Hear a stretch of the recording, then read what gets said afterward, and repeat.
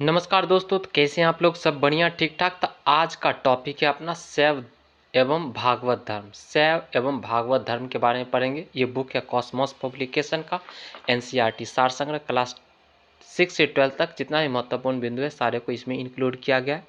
और इसका राइटर है महेश कुमार वर्णवाल और कुणाल वर्मा। चलिए स्टार्ट करते हैं। इसका जो भी महत्वपूर्ण बिंदु है सबको हम लोग देखेंगे और साथ में याद भी करते चलेंगे।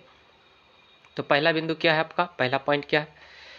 नैनार कौन थे? नैनार कौन थे? शैव उपासक संत। शैव उपासक संत थे कौन? नैनार। नैनार कौन थे? शैव उपासक संत थे।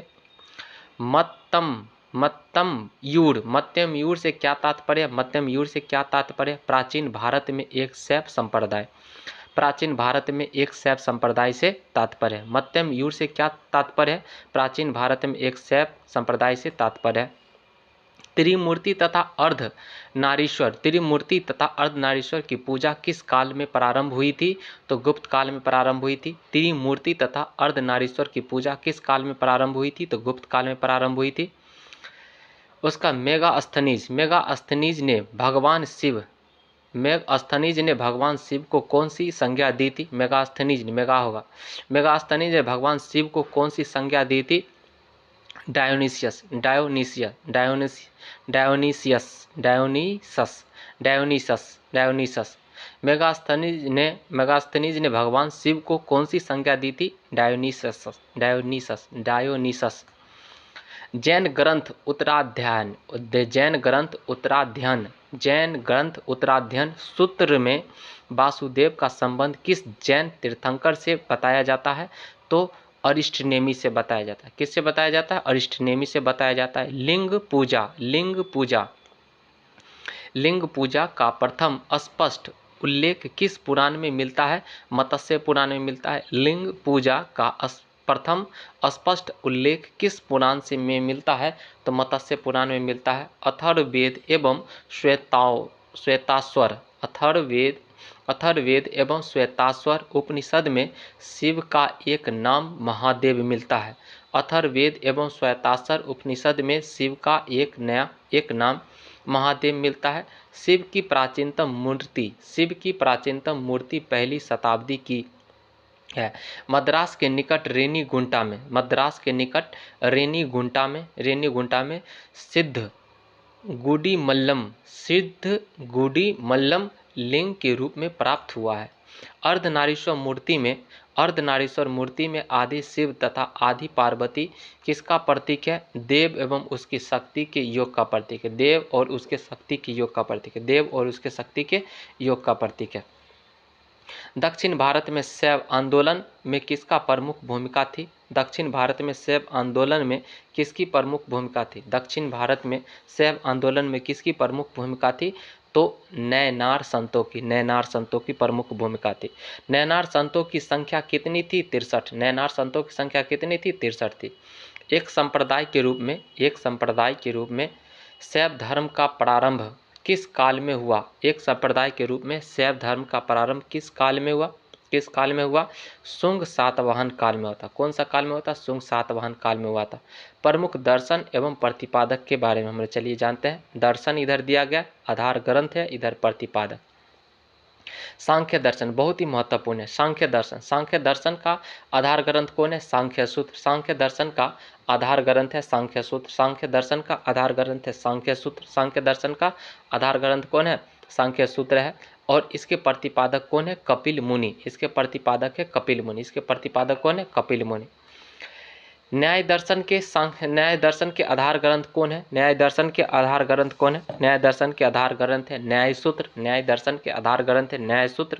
और इसके प्रतिपादक कौन है? अक्षपाद गौतम है। योग दर्शन के आधार सूत्र कौन है? योग दर्शन के आधार सूत्र कौन है? योग सूत्र है। योग दर्शन के आधार सूत्र योग सूत्र है। योग दर्शन के आधार सूत्र योग सूत्र है। और इसके प्रतिपादक कौन है? पतंजलि। इसके प्रतिपादक है पतंजलि। अगला है कौशिक वैशेषिक दर्शन। वैशेषिक दर्शन के आधार सूत्र क्या है? वैशेषिक सूत्र, वैशेषिक सूत्र, वैशेषिक दर्शन, वैशेषिक दर्शन, वैशेषिक दर्शन के आधार सूत्र कौन है? वैशेषिक सूत्र है। और इसके प्रतिपादक कौन है? कनाद और उलूक, कनाद या उलूक, कनाद या उलूक। मीमांसा, मीमांसा दर्शन के आधार सूत्र क्या है? पूर्व मीमांसा सूत्र। मीमांसा दर्शन के आधार सूत्र क्या है? पूर्व मीमांसा सूत्र है। मीमांसा दर्शन के आधार सूत्र है पूर्व मीमांसा सूत्र है। और इसके प्रतिपादक कौन है? जैमिनी ऋषि, जैमिनी, जैमिनी। वेदांत, वेदांत दर्शन के आधार सूत्र क्या है? ब्रह्मासूत्र, ब्रह्मसूत्र, ब्रह्मासूत्र, ब्रह्मासूत्र है, ब्रह्मासूत्र है।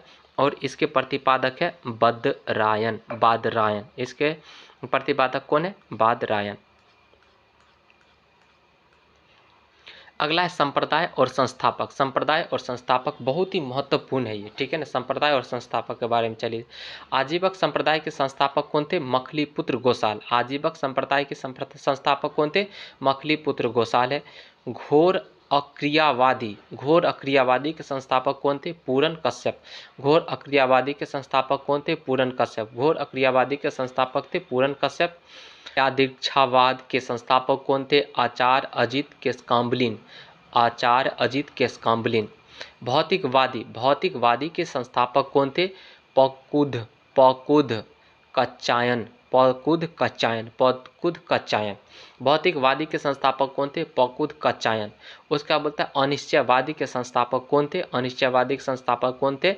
संजय वेठलीपुत्र, संजय वेठलीपुत्र, संजय वेठलीपुत्र। अनिश्चयवादी के संस्थापक कौन थे? संजय वेठलीपुत्र। अगला है भागवत धर्म का प्रवर्तक किसे माना जाता है? कृष्ण को माना जाता है। भागवत धर्म का प्रवर्तक किसे माना जाता है? कृष्ण को माना जाता है। भागवत धर्म का प्रवर्तक किसे माना जाता है? कृष्ण को माना जाता है। भागवत धर्म का प्रवर्तक किसे माना जाता है? कृष्ण को माना जाता है। भागवत धर्म का प्रवर्तक किसे माना जाता है? कृष्ण को माना जाता है।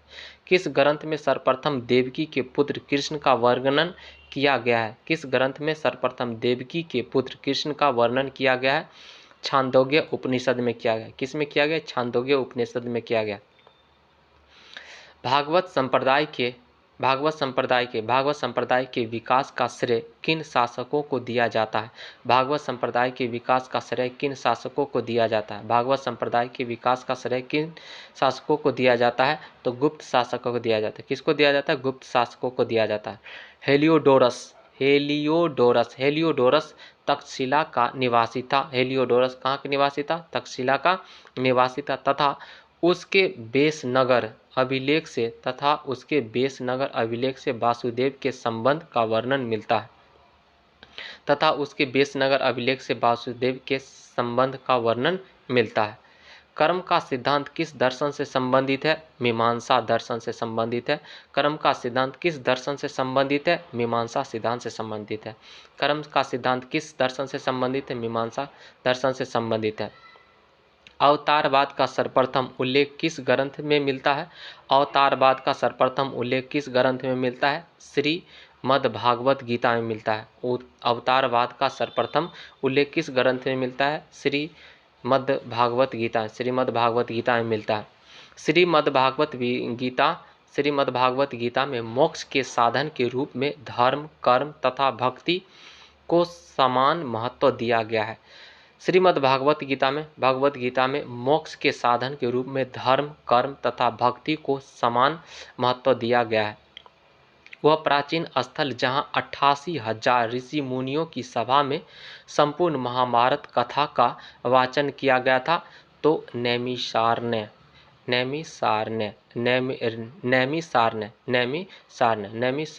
सीतापुर उत्तर प्रदेश, नैमिषारण्य सीतापुर उत्तर प्रदेश, ठीक है। अगला है भागवत संप्रदायों में भक्ति के रूपों की संख्या कितनी है? भागवत संप्रदायों में भक्ति के रूप की संख्या कितनी है? 9, नवदा शक्ति 9 है। अगला है मेगास्थनीज, मेगास्थनीज ने कृष्ण को किस नाम से उल्लेखित किया है? हेराक्लीज, हेराक्लीज, हेराक्लीज के नाम से उल्लेखित किया है। दक्षिण भारत में वैष्णव मत का विस्तार किसने किया था? अलवार संतों ने किया था, अलवार संतों ने किया था। दक्षिण भारत में वैष्णव मत का विस्तार किसने किया था? अलवार संतों ने किया था।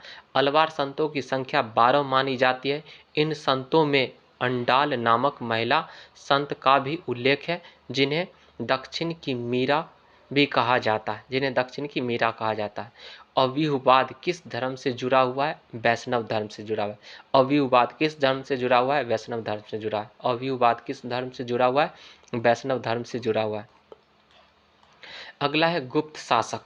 गुप्त शासक चंद्रगुप्त द्वितीय ने विक्रमादित्य द्वितीय गुप्त शासक चंद्रगुप्त द्वितीय ने विक्रमादित्य, विक्रमांक तथा परम भागवत आदि उपाधियां धारण की थी। ठीक है, तो गुप्त शासक चंद्रगुप्त द्वितीय ने विक्रमादित्य, विक्रमांक तथा परम भागवत आदि उपाधियां क्या किया था? उन्होंने धारण किया था। ठीक है, तो अगला एपिसोड में हम लोग पढ़ेंगे मौर्य साम्राज्य के बारे में पढ़ेंगे। ठीक है, तो आज का एपिसोड यहीं तक रखते हैं, फिर मिलते हैं नेक्स्ट एपिसोड में। तब तक के लिए bye, take care, love you all, नमस्कार, जय हिंद दोस्तों।